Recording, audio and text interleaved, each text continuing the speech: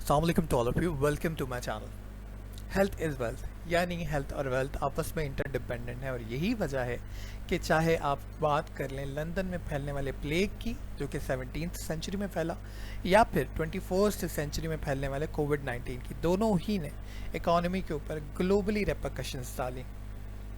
तो आज की वीडियो में बात करेंगे कि पाकिस्तान की इकॉनमी पर कोविड-19 किस तरह से असरअंदाज हुआ, साथ ही साथ गवर्नमेंट की क्या पॉलिसीज़ थी कंटेनमेंट की और क्या पॉलिसीज़ होनी चाहिए थी जो कि गवर्नमेंट ने अडॉप्ट नहीं की। चलते हैं वीडियो की तरफ। ये सारा सिनारियो समझाने से पहले मैं आपको एक स्टोरी सुनाना चाहूँगा ताकि आपको ये सारा सिनारियो समझ आ जाए। Story a grain of rice on a chessboard. एक बादशाह की खिदमत में एक चेस मेकर आता है और वो कहता है कि मेरे पास एक ऐसा चेस बोर्ड है जिसकी कीमत आप अदा नहीं कर सकते। बादशाह तहस में आता है और उससे पूछता है कि ऐसी क्या कीमत है जो मैं नहीं दे सकता। तो वो चेस मेकर कहता है कि इसकी कीमत एक चावल के दाने से स्टार्ट होती है और जैसे जैसे ये स्क्वायर बॉक्स बढ़ते चले जाएंगे ये चावल के दाने मल्टीप्लाई होते चले जाएंगे, यानी कि पहले में एक, फिर दो, फिर चार, फिर आठ, फिर 16, फिर 32 और फिर 64। ये सुनकर बादशाह सलामत बहुत मुतमईन होते हैं और कहते हैं कि चावल के दाने से कीमत है तो मैं इसे अभी के अभी ख़रीदता हूँ और अगर मैं इसे ख़रीद नहीं पाया तो मैं तुम्हें अपनी पूरी रियासत दे दूँगा। अब होता ये है कि चावल के दाने मल्टीप्लाई होते चले जाते हैं और अमाउंट बन जाती है ये, जो कि बादशाह सलामत नहीं दे पाते और उन्हें अपनी रियासत से हाथ धोने पड़ते हैं। बिल्कुल इसी तरह जैसे चावल के दाने मल्टीप्लाई होते चले गए, कोविड-19 भी मल्टीप्लाई होता चला गया, लोगों में ट्रांसमिट होता चला गया। और जिस तरह से बादशाह सलामत ने मिस कैलकुलेट किया, हमने भी कोविड-19 को मिस कैलकुलेट किया और ये एक्सपोनेंशियली बढ़ा और फिर जो हुआ वो दुनिया ने देखा। ना सिर्फ आपकी सोशल लाइफ, आपकी हेल्थ सेक्टर, आपका इकोनॉमिक सेक्टर, सब कुछ फ्रीज होके रह गया। जब ये सारा सिनारियो हो रहा था, यानी कि जब स्टार्ट हुआ और लास्ट वीक ऑफ 2019 से, इसलिए इसको कोविड-19 कहा जाता है, चाइना से, और फिर फैब में जाके ये एक्सपेंड हुआ बहुत एक्सपोनेंशियली। तो दुनिया ने जो प्लान बनाया वो कुछ ऐसे था कि सबसे पहले हम इसकी कंटेनमेंट करेंगे, यानी जो आउटब्रेक हो रहा है उसको आइडेंटिफाई करेंगे, कहाँ से आउटब्रेक हो रहा है, आइसोलेशन करेंगे यानी कि रीसेट करेंगे, देन रिकवरी करेंगे, यानी कि जो लोग आइसोलेट हैं उनकी टेस्टिंग करेंगे, उनको रिकवर करेंगे और साथ ही साथ अपनी इकोनॉमिक एंड सोशल लाइफ को रिलीज़ करेंगे और फिर हम इन्हांसमेंट यानी कि हम जो है वैक्सीनेशन बनाएंगे ताकि जो है दोबारा इस तरह की बीमारी ना फैले। अब जब कंटेनमेंट की पॉलिसी स्टार्ट हुई, start of Feb March, different countries में डिफरेंट टाइमिंग में, तो पाकिस्तान के अंदर जो चेंजेस आई या जो रेपरकशंस आई उसकी हम बात करने वाले हैं आज। अच्छा, अगर हम प्री कोविड सिनेरियो को देखें, वैसे मैं इकोनॉमी के ऊपर बहुत डिटेल्ड वीडियो बना चुका हूँ और लिंक आपको आई बटन में दे दूँगा, आप उसको भी देख लीजिएगा, आपको बहुत अच्छे से अंदाज़ा हो जाए। बहुत शॉर्टली मैं यहाँ पे प्री कोविड सिनेरियो को मैं डिस्कस कर रहा हूँ। जब आपके जो लेट ऑफ दिसंबर 2019 में मूडीज़ और डिफरेंट जो आपके रेटिंग एजेंसीज थी उन्होंने पाकिस्तान की इकॉनमी को स्टेबल करार देना शुरू कर दिया था। उसकी वजह ये थी कि हमने अपने जो करंट अकाउंट डेफिसिट था उसको कम करने के लिए हमने अपनी इंपोर्ट को कम किया, और जब हमने अपनी इंपोर्ट को कम किया तो इंपोर्ट हम जो करते हैं वो रॉ मटेरियल होता है हमारा, ठीक है, और रॉ मटेरियल को इंपोर्ट करने के बाद हम उससे प्रोडक्शन करते हैं। तो जब हमने रॉ मटेरियल ही अपना जो है वो बहुत सारा जो है वो रोक दिया इंपोर्ट करने से, तो हमारी जो ग्रोथ थी वो भी कम हो गई। तो हमने इस लो ग्रोथ की बुनियाद पर अपना 70% जो हमारा करंट अकाउंट डेफिसिट है वो कवर किया है। ये कोई बहुत बड़ी अचीवमेंट नहीं है, ये बेसिकली एक नुकसान है हमारा। किस तरह से कि आपकी ग्रोथ जो है वो कम हो रही है। तो ये था पूरा सिनारियो, प्री कोविड सिनारियो। इसके बाद जो है कोविड-19 आता है, और जब ये कोविड-19 चाइना में फैला तो चाइना, आपको पता है, टेक्सटाइल की बहुत बड़ी मार्केट है। जब चाइना में एकदम से एक्सपोर्ट के ऊपर पाबंदी लगी तो पाकिस्तान के पास, बांग्लादेश के पास, इंडिया के पास ये अपॉर्चुनिटी थी कि ये लोग जो है इस मार्केट को फ़ौरन से कैप्चर करते और जो है अपनी एक्सपोर्ट बढ़ाते एकदम से एक्सपोर्ट बूम के थ्रू। पाकिस्तान में अगर एक्सपोर्ट की आप बात करें तो टेक्सटाइल 60% पाकिस्तान की टोटल एक्सपोर्ट का हिस्सा है, लेकिन हमारी बदकिस्मत ये है कि ये 60% एक्सपोर्ट 70% चाइना पे डिपेंडेंट है, क्योंकि जो आपकी टेक्सटाइल के अंदर डाइज होते हैं, पिगमेंट्स होते हैं, केमिकल्स होते हैं, ये यूजुअली हम चाइना से इंपोर्ट कर रहे होते हैं। अब चाइना में क्या हुआ, ओवरनाइट जो है वो कीमतें एकदम शूट हुई और जो है वो पाबंदियाँ भी लगी, तो हमारे पास जो है जो हमारी केमिकल्स थे जिससे हमने अपनी प्रोडक्शन करनी थी वो कम हो गए, और हमें जो है फिर उसका नुकसान ये हुआ कि इंडिया से हमारे मामलात हैं नहीं, और अल्टरनेट हमारे साउथ कोरिया और ताइवान बचे, जहाँ पे ऑलरेडी हाई जो है वो स्पाइक प्राइस हो चुकी थी 30 to 35%, यानी जो अपॉर्चुनिटी थी हमारी वो हम अवेल नहीं कर सके, पहली चीज़। दूसरी चीज़, ग्रोथ की मैंने बात की, आपको पूरा सिनारियो समझाया कि जी हमारे पास हम जो आपका रॉ मटेरियल होता है वो मंगवाते हैं, साथ ही साथ जो है हमारी बहुत सारी जितनी भी इंपोर्ट्स हैं, ठीक है, वो या तो हमारे ऑयल्स हैं या फिर हमारे केमिकल्स हैं उसमें ज़्यादा से ज़्यादा। अब ऑयल्स भी जो है वो इंडस्ट्री ऑयल से फिर हम फर्नेस ऑयल से इलेक्ट्रिसिटी प्रोड्यूस करते हैं, साथ ही साथ जो आपके केमिकल्स हैं उससे भी आप जो है ग्रोथ बढ़ा रहे होते हैं। तो हमारी इकॉनमी जो है वो डिपेंडेंट है इंपोर्ट्स के ऊपर, ठीक है। अब जो है आपकी ग्रोथ जो है वो कम हो गई, फिर आपकी जब कोविड-19 फैला तो ऑलरेडी क्योंकि जो मार्केट थी उसमें जो बाइंग एंड सेलिंग थी, लोगों की जो इस्तात थी वो कम हुई, रोज़गार कम हुआ और ग्रोथ जो है वो अनएक्सपेक्टेडली कम हो गई। अनएक्सपेक्टेड इसलिए कह रहा हूँ क्योंकि जो इदारे थे जैसे एडीपी था आपका, एडीपी भी उसने पहले प्रेडिक्शन की थी कि जी 16 मिलियन जो है वो लॉस होगा पाकिस्तान को, और कम से कम 16 मिलियन और ज़्यादा से ज़्यादा 61 मिलियन। बाद में फिर जो थर्ड वीक ऑफ मार्च में जो एडीबी की यानी कि एशियन डेवलपमेंट बैंक की जो प्रोडिक्शन आई उसके मुताबिक 415 मिनिमम लॉस था हमारा और मैक्सिमम 6.6 से 17 बिलियन था। साथ ही साथ मूडीज़ की प्रोजेक्शन थी, और जितनी भी प्रोजेक्शंस आ रही थी वो प्रोडक्ट नहीं कर पा रही थी कि पाकिस्तान की ग्रोथ कहाँ जाने वाली है। इवन -2 जीडीपी ग्रोथ रेट तक जो है वो इशारे बता रहे थे। तो मैंने आपको बताया कि ग्रोथ किस वजह से कम हुई, ठीक है, और किस तरह से अनएक्सपेक्टेडली कम हुई। तीसरी चीज़ जो है वो ये थी कि आपकी अनएम्प्लॉयमेंट।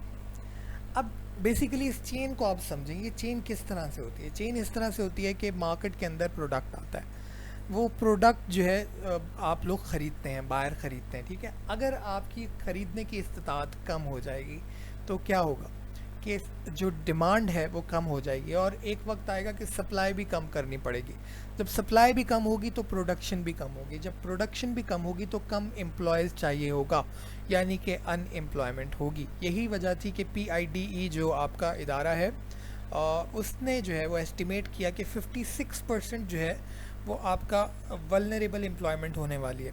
साथ ही साथ जो मोस्ट रीसेंट गैलप का सर्वे है वो ये कहता है कि 17.3 मिलियन लोग जो हैं वो बेरोज़गार होने वाले हैं कोविड-19 की वजह से। और ये सर्वे ये भी बताता है कि टोटल एम्प्लॉय जो लोग हैं वो पाकिस्तान में 61.7 मिलियन है, जिसमें से 17.3% जो मिलियन लोग हैं, जो 28% बनता है, वो आपके अनएम्प्लॉय होने वाले हैं। तो ये भी एक जो है वो एक आपकी इकॉनमी के ऊपर बर्डन है, क्योंकि अच्छा साथ ही साथ ओवरसीज़ जो हमारे एम्प्लॉयज़ हैं वो भी बहुत सारे जो है। अब देखें, अगर आपके मुल्क के ऊपर आफत आती है तो आप सबसे पहले उन लोगों को फारिग करेंगे जो कि आपके अपने मुल्क के रिहायशी नहीं हैं। तो ओवरसीज़ जो हैं उनके ऊपर भी एक बर्डन आने वाला है, और उनको भी जो है वो वापस भेजा जा रहा है सऊदीया से और डिफरेंट जगहों से।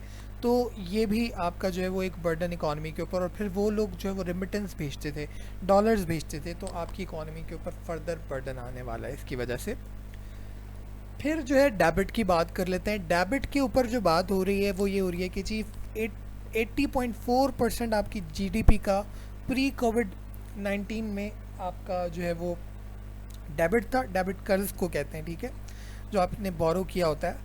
और जो कोविड-19 के बाद आपका 85.4 हो गया है, यानी कि आपका डेबिट 5% ऑफ जीडीपी तक जो है वो बढ़ चुका है।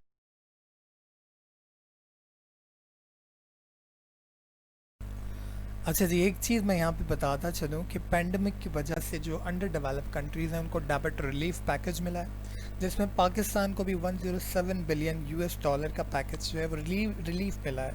ठीक है, तो 38% ऑफ द जीडीपी जो कि कहलाता है, ये एक जैसे कहते हैं when life throw lemon toward you make lemonade, तो हमने एक अपॉर्चुनिटी अवेल की है जहाँ पे अच्छी चीज़ें हैं वहाँ पे अप्रिशिएट भी करना चाहिए। अच्छा, साथ ही साथ मैं एक चीज़ और बताता चलूँ कि in the wake of covid outbreak, Pakistan has secured 1386 million under the IMF rapid financing instrument facility.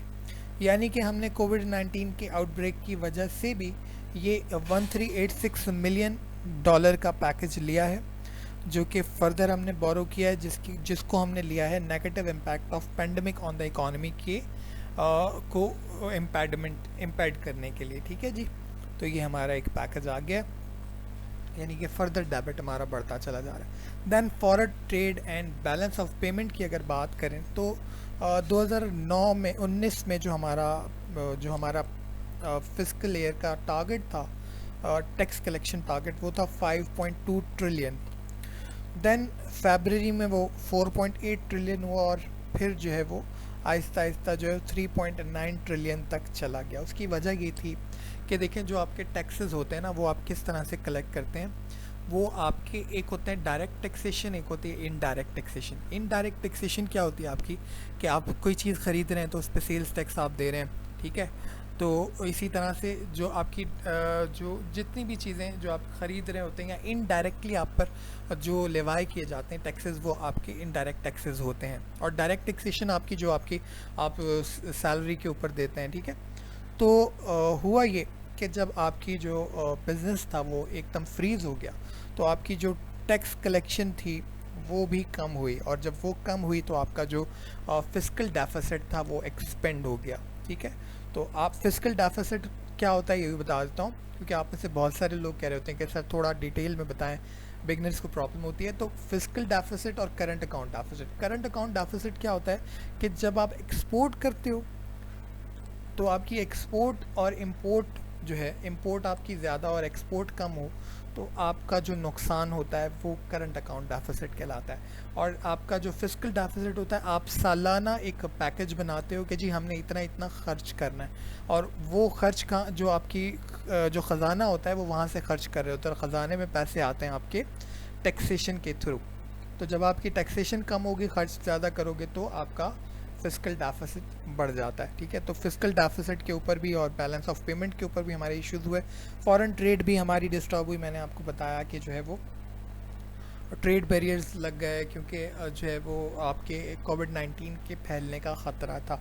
तो ये कंटेनमेंट का सारा टाइम चल रहा है, उसी के अंदर जो है वो सारी चीज़ें इस तरह से होती चल जा रही है। देन ट्रेड इंडस्ट्रीज़ के ऊपर एक बड़ा धचका हमें लगा है कि पाकिस्तान रेलवे को लॉस हो रहा था 1 बिलियन रुपीज़ का per week due to lockdown, जब लॉकडाउन चल रहा था बीच में। और पीआईए को जो है वो उन चंद एक फ़्लाइट्स में से हो गई है जो कि कोविड-19 की वजह से बैंकरप्ट भी हो सकती हैं। Pakistan air which will already incurred losses has been listed as the airline most at risk of bankruptcy. यानी कि सबसे ज़्यादा रिस्क के ऊपर जो है वो आपकी पीआईए है एयरलाइंस के अंदर, कोविड-19 क्राइसिस की वजह से। ठीक है, उसके बाद एनर्जी का एक जो प्रोस्पेक्ट है वो डिस्कस करना बहुत ज़्यादा ज़रूरी है। आपने देखा कि पेट्रोल जो है जब इस्तेमाल ही नहीं होगा, ठीक है, तो डिमांड एंड सप्लाई है सारी, जब इस्तेमाल नहीं होगा, पीछे बना हुआ पड़ा होगा, तो क्या होगा कि जी उसकी जो सप्लाई है वो ज़्यादा होगी, डिमांड कम होगी, प्राइस जो है वो नीचे आएंगे। और एक वक्त ऐसा भी आया कि फ्री में ऑयल जो है वो दिया जा रहा था, तो हमने वहाँ पे गलती की, हमने ऑयल को जो है वो अपने पास स्टोर नहीं किया। ठीक है, ऑर्डर नहीं किया।